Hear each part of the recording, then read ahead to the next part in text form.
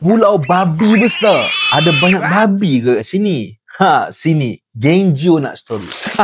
Ada ke pulau macam ni? Memang ada. Pulau babi besar ni terletak dekat Mersing, Johor. So, macam manalah nama Iok-Iok ni boleh terpilih Kisahnya dulu, ada yang kata pulau ni banyak babi berkeliaran sekitar hutan pulau. So, nama tu terus melekat. Dan satu lagi kisah, yang ni lagi pelik geng. Ada sepasang suami isteri nelayan tinggal kat pulau ni dan isteri dia berubah menjadi ikan doyong lepas makan rumpai laut kat situ. Dan lepas tu, suami dia marah-marah, mencaci dan menghina apa yang jadi kepada isteri dia dengan cercaan babi. Yang ni sumpah pelik. Tapi jadi sebahagian identiti legenda pulau itu juga. Dan sekarang pulau ni serasmi ditukar nama kepada Pulau Besar. Lokasi Pulau Besar ni menghadap Laut Cina Selatan dan dikelilingi beberapa pulau, antaranya Pulau Rawa, Pulau Tinggi dan Pulau Sibu. Dari sudut geologinya, keindahan pulau ni bukan je pasir putih, tapi dia terbentuk daripada batuan granit purba yang keras. Itulah yang membentuk bukit dan lereng curam. Dan juga ada terumbu karang yang tumbuh di sekitar kaki pulau ni. Hari ni, Pulau Besar ni diwartakan sebagai kawasan semula jadi